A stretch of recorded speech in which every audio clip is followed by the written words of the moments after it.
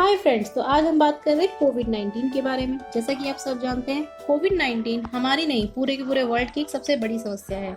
जैसे कि आप कोविड-19 के ग्राफ में देख सकते हैं, जब लॉकडाउन स्टार्ट हुआ था तो कोविड के केस बहुत कम बढ़ रहे थे, लेकिन अब जैसे ही लॉकडाउन खत्म होने को आया, कोविड के केसेस दिन ब दिन दुगने होते जा रहे हैं। जैसा कि आप देख पा रहे हैं, जो जितना भी रेड जोन इलाका है उसमें कोविड-19 एक बहुत बड़ी महामारी के रूप में आ रहा है। दिल्ली, हरियाणा और महाराष्ट्र, इन सभी राज्यों में कोविड का बहुत ज्यादा कहर देखने को मिल रहा है।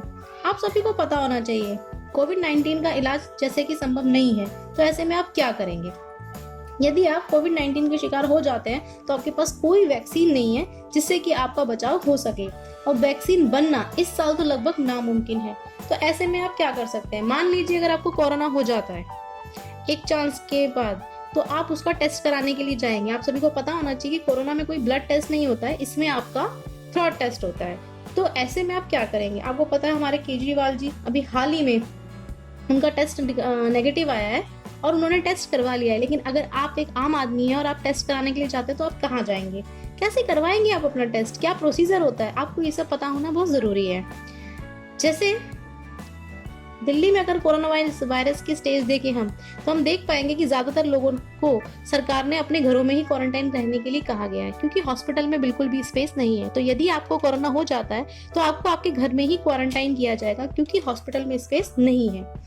यदि आप प्राइवेट हॉस्पिटल में जाना चाहते हैं तो आपको पता होना चाहिए कि प्राइवेट हॉस्पिटल की पर डे की कॉस्ट कम से कम 1 लाख रुपीज है। यानी अगर आपको 10 या 15 दिन के लिए अगर वहां पे जाना पड़े तो आपको कम से कम 15 से 20 लाख रुपए खर्च करने होंगे। तो ऐसे में आप चाहेंगे कि कोरोना आपके घर ना आए।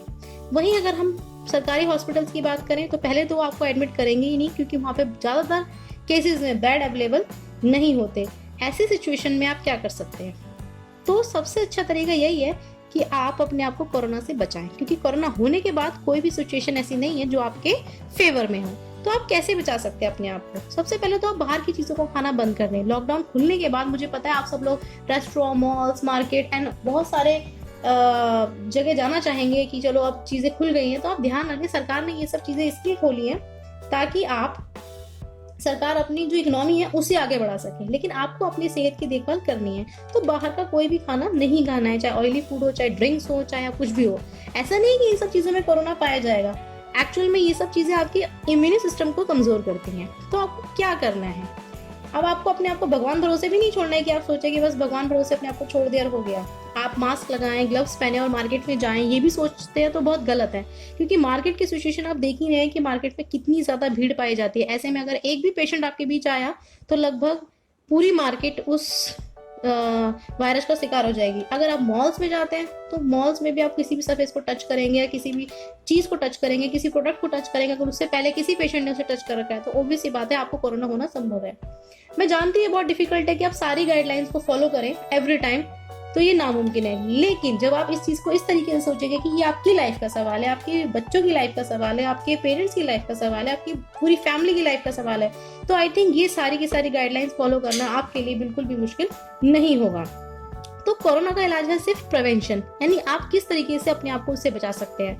आप अपने हाथों को वॉश करें, अपने माउथ को कवर करें, हर चीज को क्लीन करें, डीसैनिटाइज करें, और साथ ही साथ अवॉइड करें अपने जितना भी आपको बाहर जाना है, रेलवे या फिर आप कोई उड़ान के लिए, तो ये सब चीजें आपको अवॉइड करनी है। मेनली आपको बाहर जाना अवॉइड करना है। बहुत सारे सेफ्टी मेजर्स आपको पता है आपको अपनाने पड़ेंगे, क्योंकि ये कोई छोटी बीमारी नहीं है। सबसे पहले आप मास्क और ग्लव्स का इस्तेमाल करें। मास्क तो सभी इस्तेमाल कर रहे हैं, लेकिन ग्लव्स का इस्तेमाल करना उतना ही जरूरी है, क्योंकि हाथों को सबसे पहले आपको साफ रखना है। फिर आप जितना आपको हो सके आपको घर में रहना है। छोटी मोटी चीजों के लिए, सर्दी जुकाम खांसी के लिए होम रेमेडी का इस्तेमाल करें। सर दर्द, बदन दर्द, पेट दर्द, इन सब के लिए होम रेमेडी का इस्तेमाल करें आप। अगर आप कोई मंथली रूटीन चेकअप कराते हैं, कोई ब्लड टेस्ट या फिर बॉडी चेकअप, तो आप उसको ना कराएं। फिलहाल आप हॉस्पिटल या फिर किसी भी ऐसे सेंटर में जहाँ पे बहुत सारी भीड़ आती है वहां जाना अवॉइड करें। टेम्पल्स में जाना अवॉइड करें, पब्लिक व्हीकल्स को यूज करना अवॉइड करें, और अपने हाथों को बार बार धोएं। अगर आप किसी लंबी सर्जरी या कोई बड़ी सर्जरी कराने के बारे में सोच रहे हैं बहुत लंबे समय से, तो आप उसको भी अवॉइड करें, क्योंकि सर्जरी इस टाइम आपके लिए अच्छी नहीं है। कोई भी सर्जरी कराएंगे तो आपकी बॉडी वीक होगी, इम्यून सिस्टम आपका कमजोर होगा और आप जल्दी से उस बीमारी को कैच कर लेंगे।